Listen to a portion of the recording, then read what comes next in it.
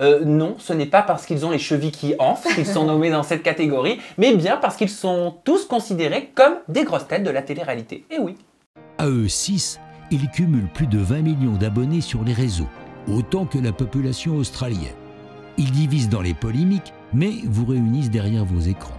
Dans la catégorie grosse tête de l'année, les nommés sont Jazz Correa, Shanna Kress, Jessica Tivenin Garcia, Julien Tanti, Eddie, Benji Samat. Grosse tête grâce à son influence indéniable, vos très nombreux votes dans cette catégorie surdimensionnée vont parler. Qui est cette personnalité qui pèse dans le game de la télé-réalité en 2020 pour laquelle vous avez voté en masse, et non pas en masque, j'allais dire. La grosse tête de l'année est attribuée à Jazz. Jazz qui est à Dubaï et qui nous a laissé gentiment une vidéo de remerciement. Merci pour ça. Coucou tout le monde, c'est Jazz, j'espère que vous allez bien. Je suis là aujourd'hui pour vous remercier pour ce award que j'ai gagné. Je suis hyper déçue de ne pas être à Paris, mais en direction de Dubaï, je vous remercie. Merci beaucoup, je m'y attendais pas du tout, je suis hyper surprise, mais à la fois trop contente. Merci à Sam Zira aujourd'hui de m'avoir permis de gagner ce award grâce à mon public. Mon public, vous avez créé la JLC Family. La JLC, c'est nous, mais c'est aussi vous, et ça vous le savez, on vous le dit depuis toujours. D'ailleurs, j'ai une belle annonce pour vous aujourd'hui. La JLC Family sort très prochainement. Vous verrez aujourd'hui, TF1 va annoncer la date de sortie. J'ai trop hâte que vous découvriez cette 3e saison. Je vous aime fort, merci pour tout, et puis on est ensemble. Jazz qui dit que le public de la JLC Family, en fait, la JLC, c'est le public. Comment vous entendez cette phrase? Et bravo encore à toi, Jazz. Oui, bravo. Et c'est bien quand même qu'elle le souligne parce que c'est vrai qu'elle n'a pas été vraiment appuyée par beaucoup de télé, Jazz. Elle s'est fait un petit peu toute seule, finalement.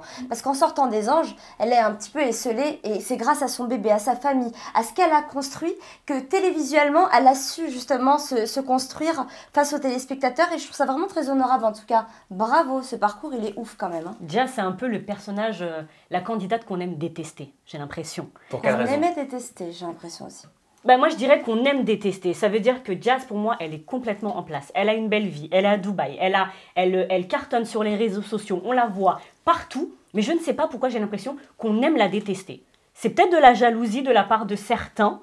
Je pense que c'est pour ça que notamment qu'elle a pas mal de clash avec des candidats. Je trouve qu'elle est hyper légitime dans son statut de grosse tête. Statut de grosse tête 2020, complètement. Mais c'est vrai qu'elle est suivie vraiment de très près de Jessica Tivenin, oui, qui elle a un parcours télévisuel plus que marquant parce qu'elle a fait pratiquement toutes les saisons des Marseillais. Elle est très exposée, elle a exposé sa famille également. Elle arrivait aussi à Dubaï un petit peu comme Jazz, donc c'est vrai que ces deux familles entre guillemets s'opposent, mais Jazz quand même qui a réussi malgré tout à vraiment mettre de l'avance à Jessica, sachant qu'elle vient des Marseillais. 0 victoire quand même, il faut noter pour Jessica Tivenin. Jessica, c'était la dernière catégorie. 3 nominations, aucun award de remporté. Comment t'expliques ça, Maïsan? Pourquoi? Pour moi, ça s'explique pas, parce que pour le coup, en grosse tête, moi j'aurais plus mis Jessica, parce que pour moi, elle incarne la grosse tête dans la télé-réalité, parce que quand on pense télé-réalité, moi je pense immédiatement à elle, à Julien, j'aurais pas du tout pensé à Jazz, mais je sais pas comment ça s'explique peut-être. Comment vous l'expliquez, vous les filles? Jessica, on la voit uniquement dans les programmes, on la voit uniquement dans les Marseillais. En dehors, elle est présente sur les réseaux sociaux. Ce que tu veux dire, c'est que Jazz est plus présente sur les réseaux? Elle est présente. Elle est ultra présente. Jazz. Tous les candidats de télé-réalité et tous les influenceurs sont présents sur les réseaux sociaux. C'est pas ça que je veux dire.